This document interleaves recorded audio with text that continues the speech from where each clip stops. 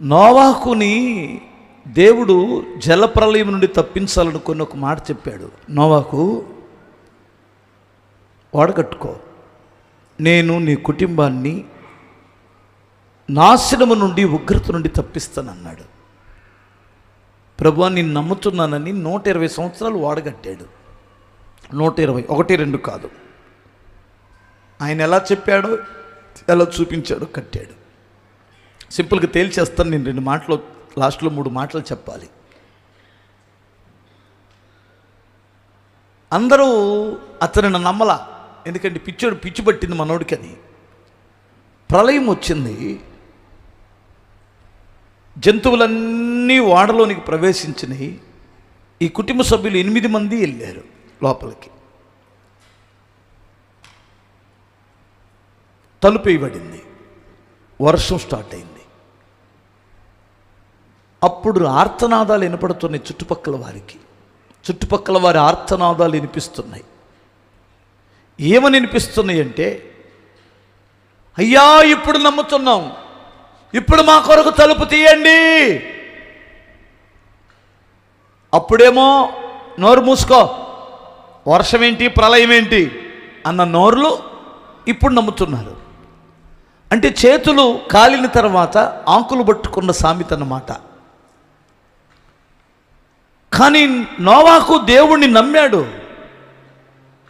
ఆ నమ్మకం, ఆ వాగ్దానము చేసిన దేవుడు నమ్మదగినటువంటి వాడని ఆయన మాట ప్రకారం ఆధ్యాత్మికమైన జీవితాన్ని కట్టుకున్నాడు. ఈరోజు నీవు ఒక వాడన కట్టినట్లు ఆధ్యాత్మికమైన జీవితాన్ని కట్టుకుంటున్నావు. ఇప్పుడు ఇంత ఛార్జీలు పెట్టుకొని మీరు ఇక్కడికి వచ్చి సరదాగా, ఇప్పుడు పొద్దున పూట చికెన్ తెచ్చుకున్న వాళ్ళు ఉంటారు, సాయంత్రం చికెన్ తెచ్చుకున్న వాళ్ళు ఉంటారు. అబ్బాయి ఉండరా? ఇప్పుడు అందరు సాయంత్రానికి ఏం చేస్తున్నారు, ఈ టయానికి లైట్గా వేసేసుకొని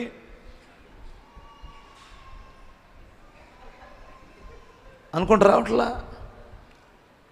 ఆ రోడ్డు పక్కన పెట్టుకుంటారు. కోడి సంబంధించిన కందనకాయలో, గుండికాయలో అన్నీ పెట్టుంటారు కదా. అవన్నీ వచ్చే లారీ, పొయ్యే లారీ పౌడర్ కొడితే మసాలా పౌడర్ లాగా, ఆ పౌడర్తో మనోడు కాస్త వేయించిస్తే కర్రం నవ్వులుకుంటూ ఏమండి శుభ్రంగా తాగెళ్తాడు ఇంటికి. ఆ లివర్లు తిని ఈ లివర్లు పోతున్నాయి.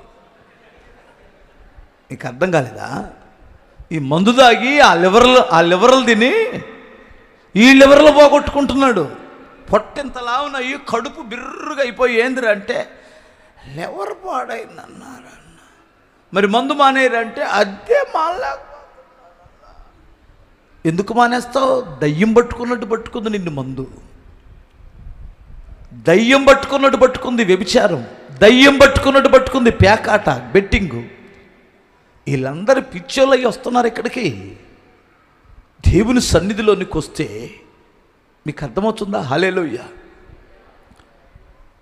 చెక్కు చెదరను మనకు కావలసిన బూస్టు, బలము దేవుడిస్తున్నాడు. వాక్యం.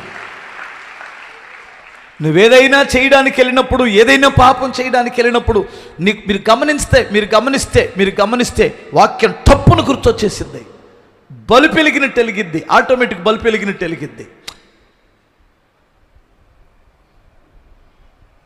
ఈరోజు చేయకూడదని తినకూడదని, తాగకూడదని వెళ్ళిపోతాం.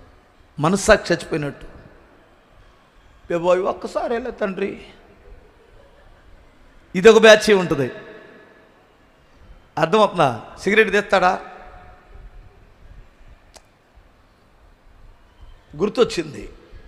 మీరు గమనించండి, చర్చికి వచ్చేవాడు సిగరెట్ తాగేటప్పుడు వాడు మైండ్ చూడండి, వాడు మనసు, వాడి బుద్ధి, వాడి ముఖం చూడండి.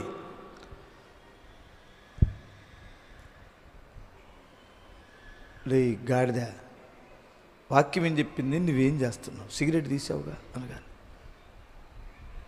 ఒకసారి క్షమించు ప్రభు అని అటు చూస్తాడు. చర్చికి వచ్చాడు ఉన్నాడు అని చూసి రెండు గుంజులు గుంజి,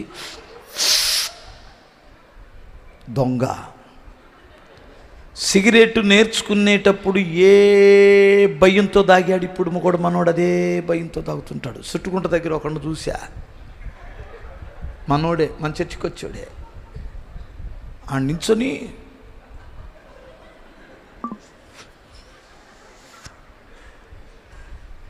ముక్కులమ్మట అయ్యేదే నిదానంగా వస్తుంది. నేను నవ్వుకున్నాను. అరే ఇంత పెద్ద మనిషి, 40 ఏళ్ళు దాటి ఉన్నాయి, ఎందుకు ఈ అబ్బాయికి ఇంత భయం అంటే మనస్సాక్షి క్షోభిస్తుంది, లోపల ఏడుస్తున్నాడు. మనస్సాక్షి ఏడుస్తుంది. నేను మంచోడిని కాదు ప్రభువా, వాక్యం ఎలా చెబుతుంది, నేను మంచోడిని కాదు. ఆ తపను చూస్తాడు దేవుడు. ఏదో ఒక రోజు నిన్ను పట్టుకుంటాడు దేవుడు. హల్లెలూయా. చూస్తున్నాడు దాన్ని దేవుడు. నువ్వు భయపడడం, చర్చికి వచ్చినప్పుడు తండ్రి నేను మంచోడిని కాదు నాయన, కూర్చోడానికి కూడా అర్హుడును కాదు ప్రభు అని ఏడవడం దేవుడు చూస్తున్నాడు. నీ మనస్సాక్షిని బట్టి నువ్వు అనేకసార్లు కృంగిపోయావే, దాన్ని చూస్తున్నాడు దేవుడు. నిన్ను ఏదో ఒక రోజు నిన్ను పరిశుద్ధునిగా మారుస్తాడు. నువ్వు గైండ్లోనే ఉన్నావు, నువ్వు ఆయన దొడ్డిలోనే ఉన్నావు. స్తోత్రం చెప్పు ఒకసారి. హల్లెలూయా. గొర్రె మందలో ఉంటే దానికి గాలికుంటు తగిలి కాలుకు పురుగు పడితే ఏదో ఒకరోజు ఆ కాపరు వస్తాడు నీ దగ్గరికి, కోసి తీస్తాడు ఆ పురుగులన్నీ. మందకు ఎలుపులు వెళ్తేనే దుష్టుడి చేతిలో పడతావు. నీ దగ్గర కంపు కొట్టి పుండేదో ఉంది, కంపు కొట్టి బలహీనత ఏదో ఉంది, అయినా నువ్వు మంద నిడిచిపెట్టట్లా. గమనించు, ఏదో ఒకరోజు దేవుడు నిన్ను చూస్తాడు. నువ్వేది ఇష్టపడట్లేదో దానికి బానిస అయ్యావు. మందు ఇష్టం లేదు దానికి, కానీ నువ్వు తాక్కుండా ఉండలేకపోతున్నావు. సిగరెట్ నీకు ఇష్టం లేదు, తాక్కుండా ఉండలేకపోతున్నావు. ప్రభువా నన్ను క్షమించు, నేను చర్చి విడిచిపెట్టలేను, సహవాసాన్ని విడిచిపెట్టలేను, సిగరెట్ విడిచిపెట్టలేను. ఒకవేళ నన్ను రక్షిస్తే నువ్వే రక్షించాలి. ఏదో ఒక రోజున దేవుడు నిన్ను ఎలా రక్షించుకోవాలో అలా రక్షించుకుంటాడు. 2 రకాలు ఉంటాయి. ఏదో ఒక రోజున వాక్యం నిన్ను పట్టుకున్నప్పుడు నువ్వు విడిచిపెట్టాలి, లేదా లాగి దవడ మీద ఒకటి కొడితే నీ అంతటకు నీవే సిగరెట్ పెట్టి అగ్గిపెట్టి మొత్తం కింద పడిపోతాయి. తెలుసుగా ఎలా కొడతాడో? స్తోత్రం చెప్పాలి. అంతకాడికి ఎవరు తెచ్చుకోమాకండి.